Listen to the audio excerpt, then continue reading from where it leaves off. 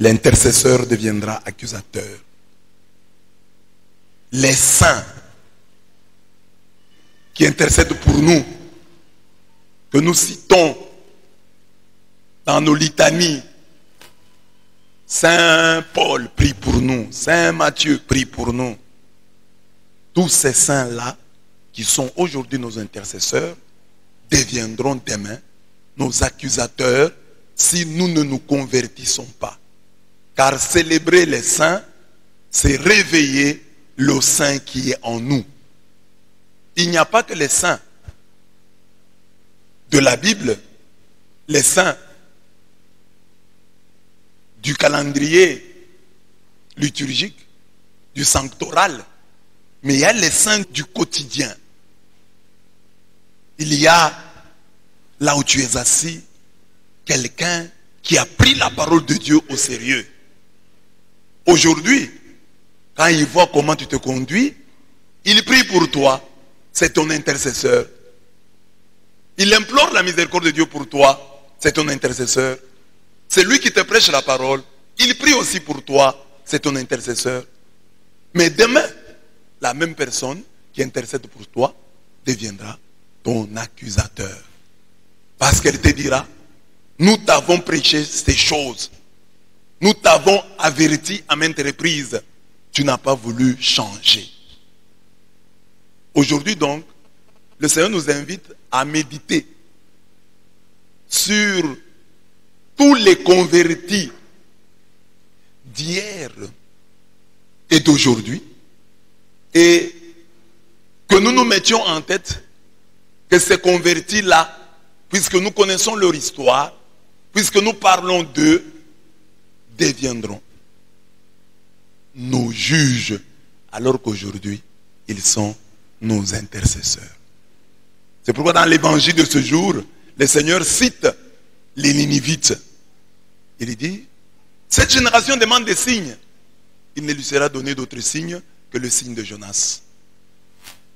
C'est pour dire quoi? Pour dire que les mendiants des miracles doivent se souvenir d'une chose. Que depuis que Jésus-Christ est mort, depuis qu'il est ressuscité, il n'y a plus de signe à demander à Dieu. Dieu montre-nous un signe pour que nous puissions croire. Non. Jésus est mort, Jésus est ressuscité. C'est ça le signe de Jonas. Jonas est resté dans le ventre du poisson 3 jours et 3 nuits et il est sorti pour aller prêcher aux Ninivites et ces derniers ont cru. Nous vivons dans le temps de Jésus-Christ qui est mort et ressuscité. Nous fêtons la Pâque. Nous célébrons la résurrection de Jésus-Christ qui est allé dans le monde des ténèbres 3 jours et 3 nuits et qui est revenu avec un message qui nous a donné le Saint-Esprit. Nous n'aurons donc pas de raisons, nous n'aurons pas donc d'excuses. Nous n'aurons donc pas à nous justifier parce que nous avons eu plus que le signe de Jonas. Jésus-Christ, mort et ressuscité, nous prêche chaque jour à l'église. Alors nous n'aurons pas de raisons. Parce que, quelle preuve encore nous allons demander à Dieu? D'autant plus que son Fils est venu, il est mort pour nous, il est ressuscité. Et il nous a prêché la parole. En d'autres termes, le Seigneur dit que un prophète qui a vaincu la mort, un prophète qui est ressuscité, est plus crédible que Jonas. Il est plus crédible que Salomon. Or, les Ninivites ont cru en Jonas, un prophète rebelle qui prêchait sans conviction, sans beaucoup de foi. Les Ninivites ont cru en son cours, en son petit, en son message, prêché à contre-cœur, prêché à son corps défendant. Les Ninivites ont cru, se sont convertis, en priant, en jeûnant, en se détournant de leur mauvaise conduite. Alors Jésus dit, ces Ninivites-là, qui sont aujourd'hui un exemple, qui sont aujourd'hui un modèle, qui sont aujourd'hui nos intercesseurs.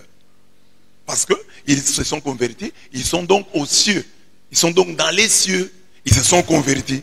Demain, les mêmes Ninivites, qui sont notre modèle aujourd'hui, qui sont nos intercesseurs aujourd'hui, deviendront nos accusateurs. Car ils s'élèveront et diront, nous avons été prêchés par un prophète mécontent, un prophète rebelle, un prophète qui ne voulait pas prêcher, un prophète sous pression. Mais nous nous sommes convertis, et convertis véritablement. Il nous a dit peu, et nous avons compris beaucoup. Lui a dit simplement, encore 40 jours, Ninive sera détruite, et nous avons changé nos vies. Mais vous avez des prophètes qui vous prêchent chaque jour, qui vous prêchent avec des papiers, qui vous prêchent avec des exemples. Jonas n'a donné aucun exemple, aucune illustration, aucune parabole aux Ninivites. Il a dit seulement, encore 40 jours, Ninive sera détruite, et les gens se sont convertis. Mais vous écoutez des messages avec des illustrations, avec des exemples, avec des appels. On vous fait même prier sur la parole de Dieu. Les Ninivites, personne ne les a fait prier sur la parole de Dieu. Amen. Il dit, les Ninivites seront vos juges au dernier jour. Qu'est-ce qu'ils ont fait? Ils se sont convertis vite et bien, grâce à une petite homélie. Et puis, Jonas lui-même, un prophète rebelle. Un prophète rebelle. Un prophète problématique. Mais les gens ont cru en lui. Il veut dire, mais toi-même, Jonas, là, pour venir ici, tu avais eu des problèmes, non? Tu ne voulais même pas venir. Tu es venu ici à contre-cœur. Tu es venu ici à ton corps défendant. Non. Eux se sont contentés du message. Sans chercher noise au messager. Sans chercher midi à 14h dans le chef du messager. Ils ont cru. Ils se sont convertis avec fruit. Alors regarde-toi qui m'écoute ce matin. Hier tu étais là. Aujourd'hui tu es encore là.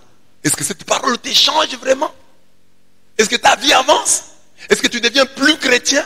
Est-ce que tu deviens plus saint? Parce que tu as tellement écouté. Ta conscience peut te le dire. Oui, oui, j'évolue. Oui, oui, je change. Oui, oui, ma vie se transforme peu à peu, mais je change. Je ne suis plus la même personne. J'ai changé. Ça, c'est le signe de Jonas. Le signe de Jonas qui nous dit, ne demandez pas à Dieu des signes. Vous qui êtes des pécheurs, Dieu vous a tellement prouvé. À travers l'œuvre de la création, Dieu vous a montré de quoi il est capable. À travers l'œuvre de la rédemption, Dieu vous a montré de quoi il est capable. Dieu vous a montré son amour. Dieu vous a montré sa bonté. Chaque matin, sa bonté se renouvelle pour vous. Il n'a plus rien à prouver. C'est au contraire vous qui avez tout à prouver à Dieu. Lui, il a prouvé qu'il est votre Père. Il a prouvé qu'il vous aime. Ce matin, il vous a réveillé sans que vous ayez payé. Il va encore vous garder tout au long de cette journée, malgré vos péchés. Il a fait ses preuves.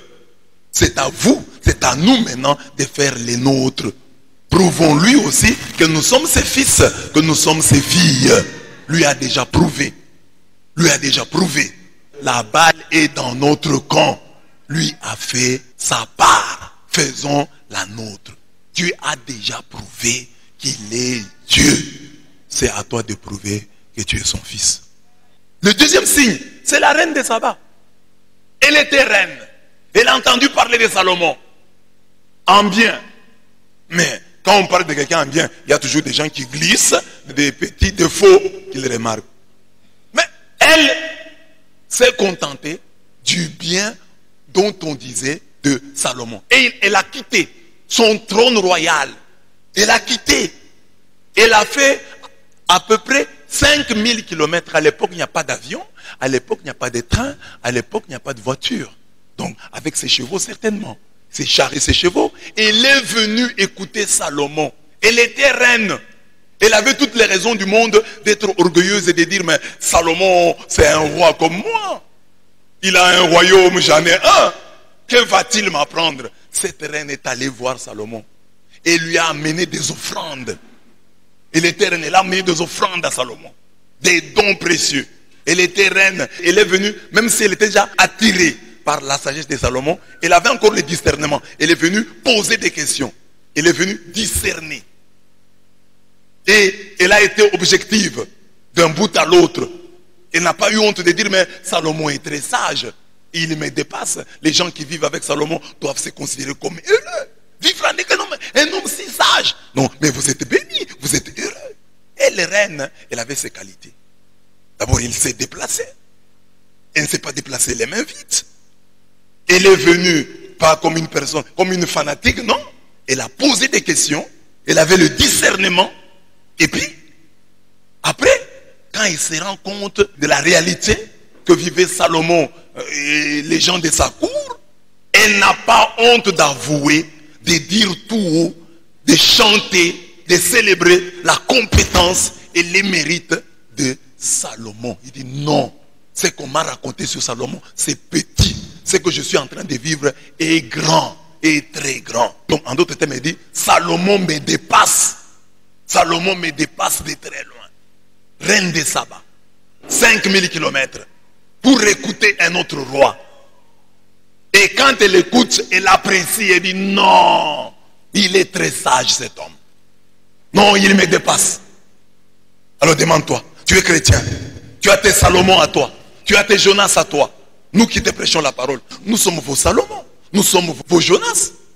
Est-ce que vous nous écoutez comme la reine de Saba? Vous n'êtes même pas des reines, vous n'êtes même pas des rois. D'où tirez-vous cet orgueil-là? Vous tirez cet orgueil d'où? Parce que la reine de Saba, elle était élevée en dignité. Elle avait donc des raisons d'être orgueilleuse. Mais elle ne l'est pas. Elle se déplace. Mais toi, ton orgueil t'empêche de te déplacer. Il y a des gens qui n'ont rien. Mais l'orgueil les a rendus lourds.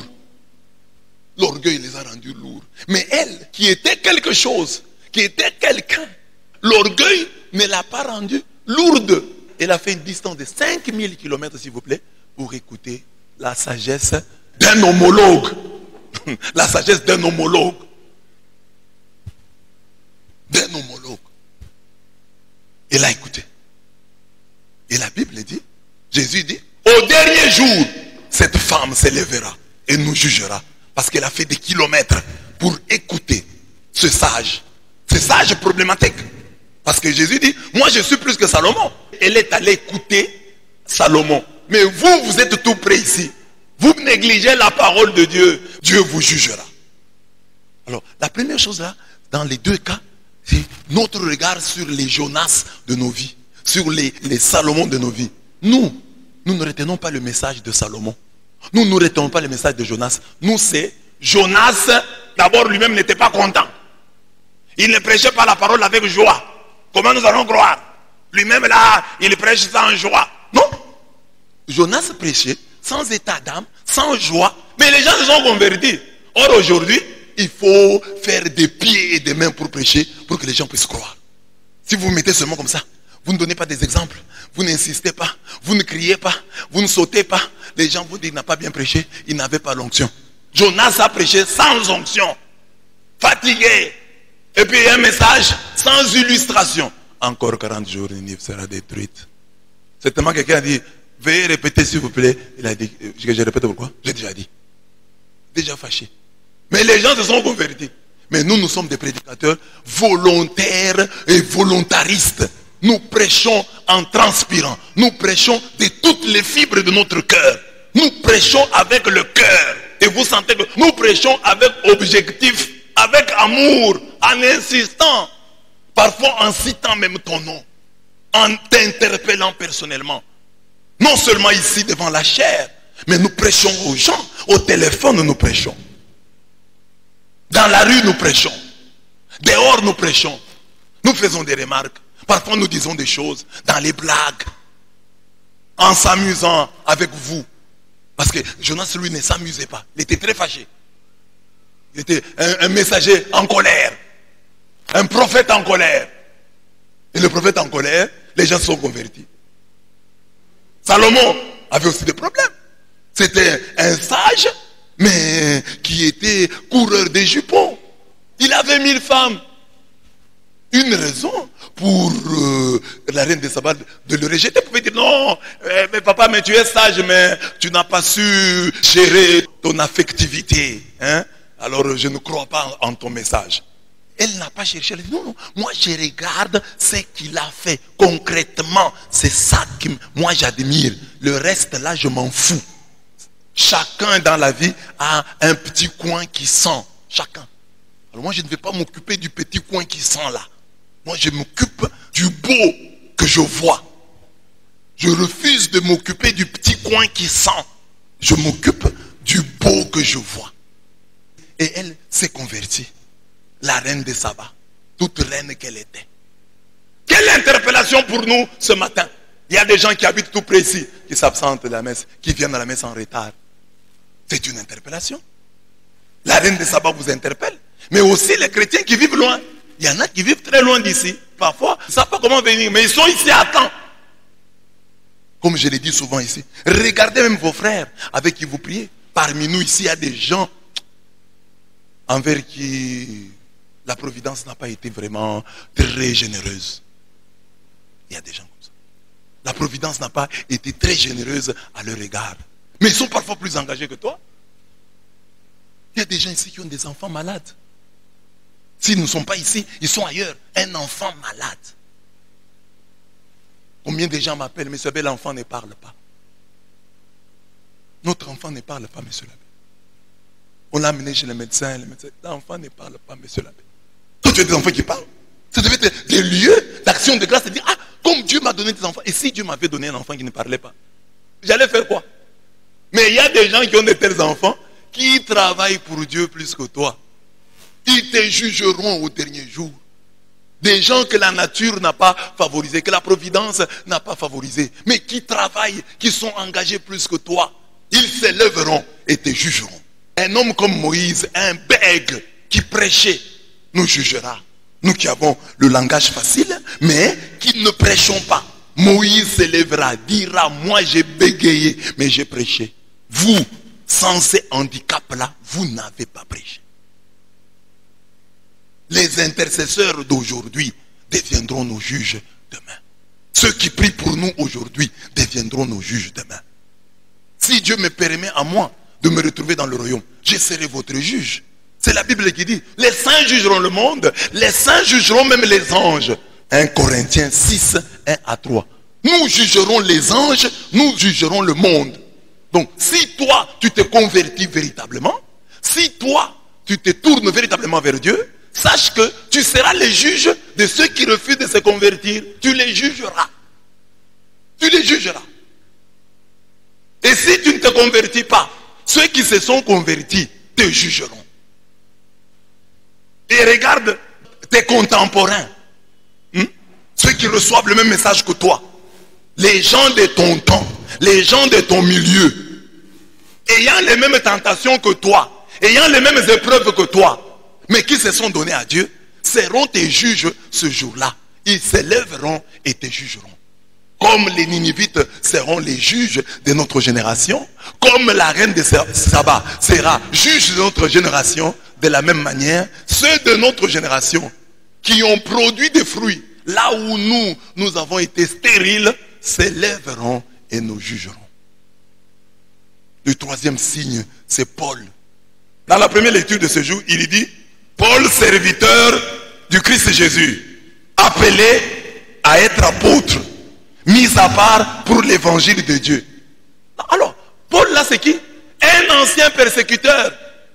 C'est lui qui tuait les chrétiens. Aujourd'hui il devient serviteur de Dieu. L'interpellation est que nous qui sommes nés dans ces choses, tes parents des chrétiens, tu as grandi dans une ambiance chrétienne. Et toi tu es là. Tu es improductif. Paul dit, moi, Jésus m'est apparu en dernier comme à un avorton. Mais j'ai travaillé plus que tous. L'avorton, le tard venu, a travaillé plus que ses prédécesseurs. Il est devenu donc leur juge. Il se lèvera au dernier jour et leur dira, moi je suis venu, je suis entré dans ces choses après vous. Mais regardez les fruits que j'ai produits, les épîtres que j'ai rédigés. les voyages missionnaires que j'ai effectués, je suis venu après vous. Je suis intervenu. Mais nous sommes des chrétiens. Nous venons des familles chrétiennes. Est-ce que nous pensons à Apocalypse 22, 11 qui dit que le saint se sanctifie encore? Paul, lui, était un persécuteur de l'église qui s'est converti. Nous avons toujours vécu dans ces choses. Nous sommes les enfants des chrétiens. Nous sommes nés dans cette ambiance chrétienne. Mais est-ce que nous pensons à nous sanctifier? Est-ce que vous pouvez rentrer en vous et me dire quel est le lieu, encore le petit lieu de ma conversion? La conversion dans la conversion. L'appel dans l'appel. Dieu m'a déjà appelé. Mais dans cet appel, il y a un sous-appel. Je dois encore faire quelque chose. Paul s'élèvera et nous jugera. Lui a joué son rôle. Est-ce que toi tu joues le tien? Paul s'élèvera et jugera les convertis qui vivent comme s'ils n'avaient pas un passé, qui n'ont pas tiré toutes les leçons de leur passé pécamineux. Paul, lui, a eu un passé pécamineux. Il a persécuté les chrétiens. Mais au jour de sa conversion, il a vécu sa foi dans un esprit de réparation. Il a dit, moi, j'ai fait trop de mal. J'ai trop scandalisé. Il faut que je puisse évangéliser davantage. Celui qui a scandalisé, celui qui a eu la malchance de scandaliser, a le devoir d'évangéliser. C'est ça qu'il a compris. Moi, j'ai scandalisé. Maintenant, il faut que je puisse évangéliser. Mais combien de chrétiens vivent leur christianisme sous le signe de la réparation? C'est un des enseignements du Sacré-Cœur. Être une âme réparatrice. J'ai commis beaucoup d'erreurs. Maintenant, je suis revenu à Dieu. Il faut que je répare. Je ne me mettais pas à genoux. Ma génuflexion doit être une génuflexion réparatrice. Pour dire, j'ai perdu mon temps en commettant des bêtises. Maintenant, je vais vivre à genoux. J'ai acclamé les rois, les stars de ce monde. Maintenant que je viens à Dieu, je vais l'acclamer. Mon acclamation est une acclamation réparatrice. J'ai dépensé mon argent pour les biens de ce monde, pour les plaisirs et les joies de ce monde. Maintenant que je suis à Dieu, je vais offrir avec un esprit réparateur. Je vais offrir avec un esprit de réparation. C'est bien de demander pardon, mais il faut savoir aussi réparer. Et la meilleure manière de réparer, c'est de dire, j'ai scandalisé, je dois édifier maintenant. Il faut que dans ce temple, je devienne un exemple. Moi qui ai scandalisé, je dois maintenant évangéliser. Voilà, mes bien-aimés, l'interpellation de ce jour. Les Ninivites, la reine de Saba, Paul, sont nos intercesseurs. Saint Paul prie pour nous. Ils sont aujourd'hui nos intercesseurs. Mais lorsque viendra le jugement, au dernier jour, le jour du jugement, les Ninivites qui sont au ciel maintenant, qui intercèdent pour nous. La reine de Saba, qui est au ciel maintenant, qui intercède pour nous. Saint Paul et tous les autres saints qui sont au ciel et qui intercèdent pour nous. Ainsi que les saints du quotidien que nous rencontrons, qui prient pour nous. Ce jour-là s'élèveront, non plus pour intercéder pour nous. À la fin, ils s'élèveront pour nous juger, pour nous condamner. Parce que, ayant reçu peu par rapport à nous, ils ont produit beaucoup. Et ils seront nos juges. Ils nous jugeront. Amen. Alors, quelle décision pouvons-nous prendre ce matin? Nos lieux de conversion, c'est comprendre qu'avec Jonas, c'est convertir, c'est faire pénitence, faire profil bas, jeûner, prier, changer de conduite. Ah, moi aussi je suis un pécheur. Quelle est la première chose que je dois faire? À défaut d'innocence, offrons à Dieu notre pénitence. À défaut de sainteté, offrons à Dieu notre sincérité. Que Dieu voit quand même que devant lui, tu fais profil bas. parce que tu es un pécheur. Il ne faut pas être un pécheur orgueilleux. Soyons des pécheurs humbles. Des pécheurs qui font profil bas, qui écoutent la parole de Dieu, qui se laissent interpeller, qui tremblent devant la parole. C'est tout ce que Dieu vous demande. Je vous ai dit que les Ninivites, Dieu a changé sa décision, non pas parce qu'ils ont changé du jour au lendemain, mais par leur attitude, par leur pénitence. Dieu a vu ce qu'ils faisaient pour se détourner du mal. Et c'est ça qui a touché le cœur de Dieu. Donc, soigne ta prière, soigne ton jeûne. Commence par là, soigne ta prière, soigne ton jeûne. C'est ça que les Ninivites ont fait et qui a fait des saints. Ils ont seulement prié, jeûné. Ils ont pris le sac et la cendre. Ils ont regretté amèrement leur péché. Et ça suffit pour que Dieu change sa décision, le décret de mort qu'il avait prononcé contre eux. Avec la reine de Saba, qu'est-ce que la conversion? La conversion, c'est se déplacer. Discerner, offrir, être objectif. Déplace-toi. Ne sois pas orgueilleux. À moi, je suis chez moi, je ne peux pas. Déplace-toi. Elle s'est déplacée, elle a discerné, elle a offert. Salomon avait des biens, c'était un riche, mais elle aussi était riche. Mais elle amène à Salomon des offrandes. Elle amène des offrandes à Salomon. Elle arriva avec de très grandes richesses, des chameaux chargés d'aromates, quantité d'or et de pierres précieuses. Elle amena tout ça à Salomon. Et puis elle était objective. Quand elle a vu le bien, elle s'est exclamée, non, c'est très bien. Nous sommes des chrétiens. Lorsque nous voyons le bien, nous nous taisons. Elle n'était pas chrétienne. Elle a vu le bien, elle a fait du bruit sur le bien. Nous faisons du bruit sur le mal. Je l'ai dit souvent, le bien que nous voyons, nous le taisons. Le bien dont nous profitons, nous le taisons. Mais le mal que nous ne voyons pas, le mal dont nous ne sommes pas sûrs, nous en parlons longuement. Nous répandons nos soupçons. Nous agissons en vertu de nos soupçons. Nous n'avons même pas besoin de preuves. Il suffit que j'ai une idée qui me passe par la tête. Je me comporte en conséquence. C'est ça, nous. Mais elle n'était pas comme ça. Objective, j'ai vu, ça c'est bon. Elle a dit clairement. Elle n'a pas gardé ça dans son cœur. Elle l'a dit. Elle l'a dit. Lorsque la reine de Saba vit la sagesse de Salomon, le palais qui s'était construit, les menus de sa table, les placements de ses officiers, le service de ses gens et leurs livrets, ses chansons et leurs livrets, les holocaustes qu'il offrait au temple de Yahweh, le cœur lui manqua. Elle dit au roi, ce que j'ai entendu dire dans mon pays, sur toi et sur ta sagesse, était donc vrai. Je n'ai pas voulu croire ce qu'on me disait avant de venir et de voir de mes yeux. Mais vraiment, on ne m'avait pas appris la moitié de l'étendue de ta sagesse. Tu surpasses la renommée dont j'avais eu l'écho.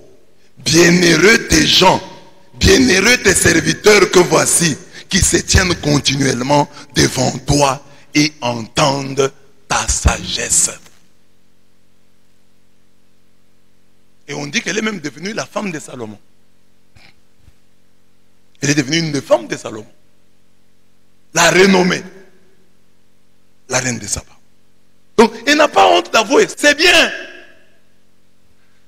Regardez, nous sommes des chrétiens ici. Nous sommes comme ça. Hein? Alors, quels sont les gestes concrets attendus de ceux qui viennent d'écouter ce message? Concrètement, en prêchant ce message, j'attends de vous que vous puissiez aimer vos Jonas et vos Salomon. Vous avez dit le signe de Jonas, le signe de Salomon, le signe de Paul. Aimez vos Paul, Jonas et Salomon. Aimez donc les messagers. Et prenez l'essentiel de ce qu'ils vous disent. Ce qui va vous sauver. Je peux dire beaucoup de choses ici. Mais la chose qui peut t'aider, prends-la. C'est pour ça que Dieu t'a amené ici. Pour que tu écoutes la chose qui te sauvera. Mais si j'ai dit une chose qui peut te perdre, laisse-la tomber. Prends ce que je t'ai dit et qui peut te sauver. C'est ça le message. Ne cherche pas dans ma petite vie ce qui ne va pas. Prends dans mon message ce qui va. Je fais déjà des efforts pour t'édifier. Mais si toi tu ne le vois pas, contente-toi du message. Contente-toi du message. Deuxième point. Prenez la journée du vendredi au sérieux. Quand Jonas a prêché à Ninive, les gens ont fait quoi? Ils ont jeûné. Ils ont prié. Et nous, dans cette paroisse, nous avons une journée de prière et de jeûne. Prenez-la au sérieux. C'est notre Ninive. C'est le lieu où nous avons écouté le message de Jonas qui nous a appelés à la conversion. Et nous, avant de changer vraiment totalement notre vie, nous commençons d'abord par prier et jeûner. Prions et jeûnons. Prions et jeûnons le vendredi. Troisième geste concret que j'attends de ceux qui ont écouté ce message. Offrez à Dieu sans pression. Convertissez-vous sur ce point-là. Soignez vos offrandes, mes frères. Nous allons passer avec vous tout le temps ici à la prière. Et vous ne verrez pas la main de Dieu bénissant l'œuvre de vos mains. Si vous ne vous convertissez pas au sujet de la générosité. Quatrième lieu, travaillez l'évangélisation. Ça c'est Paul. Il a péché. Lorsque Dieu le touche, il commence à évangéliser. C'est une interpellation pour nous. Évangélisons. Gagnons les âmes. Le dernier geste, c'est l'édification. Bien-aimés, nous tous, nous avons toujours déjà scandalisé quelqu'un. Le jour où tu t'es fâché, les jours où tu as mal prié, les jours où en prière tu as sorti le téléphone. Peut-être que tu voulais lire un verset, mais quelqu'un de loin a vu, il est en train de consulter son téléphone pendant la messe. Ça a scandalisé quelqu'un. Alors, tu ne sais pas le nombre de gens que tu as scandalisés. Mais chaque jour que le Seigneur te donne d'être à la prière, de te retrouver au milieu de tes frères, d'être à l'école, partout, c'est une occasion que Dieu t'accorde d'édifier les autres. Fais quelque chose qui peut édifier les autres. Prie de manière à édifier les autres. Ça t'est déjà arrivé, tu as la prière, tu es fatigué. Mais à côté de toi, quelqu'un prie sérieusement. Ce jour-là, tu as aussi prié. Il t'a fait prier. Alors fais la même chose. Il y a un jour, tu es venu à la prière, tu n'avais pas envie de te mettre à genoux. Mais à côté de toi, quelqu'un s'est mis à genoux. Ça t'a interpellé, tu t'es mis à genoux. Tu es à l'église, à côté de quelqu'un qui dit tout le temps Amen. Toi aussi, tu as commencé à dire Amen. Édifie quelqu'un. Tu ne sais pas celui qui vient à l'église là, il vient dans quel objectif? Il a besoin que quelqu'un l'édifie. Et édifier pour nous, c'est une manière de réparer. Nous avons beaucoup scandalisé. Édifions. Que les gens disent oui, je connais Salomon. Il a beaucoup de femmes. Mais ce proverbe quand même il a bien écrit. Ça quand même il a bien parlé. Même s'il a cette faiblesse là. Je connais Jonas. Même s'il a cette... Non mais là, Jonas vraiment, il a quand même parlé. Il a marché. Réparons en édifiant les autres. Alors ces objectifs-là, ces gestes concrets, je les ai exprimés ici dans un poème. Jonas n'est pas un as, Salomon n'est pas un démon. Mais ils ont été utiles aux gens de leur temps. Sois aussi utile aux gens de ton temps. Ne sois pas une île. Tu ne vas pas te cacher là-bas, toi tu es à côté. Ne sois pas une île. Aie des assises dans ton église. C'est-à-dire, aie des racines. Installe-toi. Sois de l'église. Sois un exemple dans ce temple.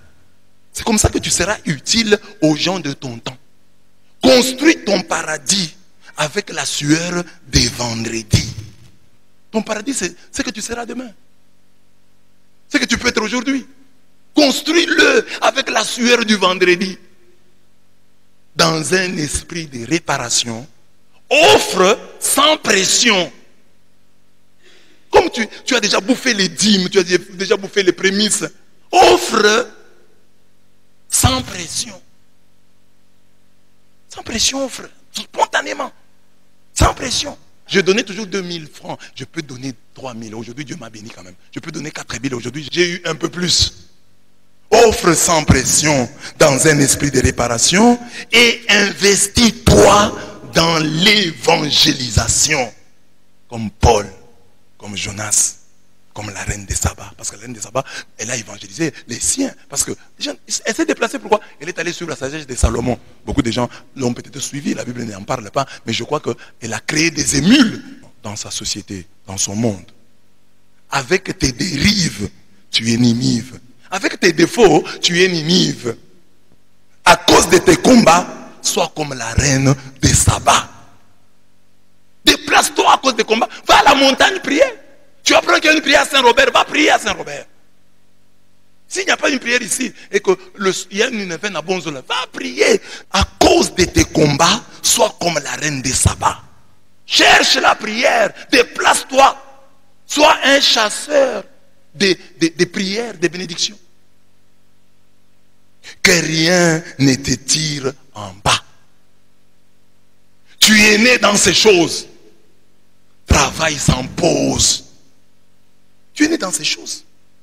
Je viens d'une famille chrétienne, d'une famille catholique. Alors, travaille sans pause et tu recevras des roses. Ouvre grandement tes yeux pour ne rien refuser à ton Dieu. Ne refuse rien à ton Dieu. Le jeune homme riche a refusé l'argent, la richesse à son Dieu. Toi ne refuses rien à ton Dieu. Et ce que Dieu te demande est dans la parole vivante, dans l'épée à double tranchant, la parole dure que tu entends, qui te dit, Abraham, sacrifie-moi Isaac. Isaïe marche nu. Osez épouse cette pute. Marie, plus question de ton mariage avec Joseph. Pierre, laisse ces poissons, suis-moi. Deviens pêcheur d'hommes. Abandonne ton métier. Abandonne ce gagne-pain. Ces paroles dures-là, exigeantes, ce sont ces paroles-là qui révèlent justement ce que nous sommes. Si nous sommes sages, oui ou non. C'est la parole, l'épée qui juge de notre sagesse. Que Dieu vous bénisse.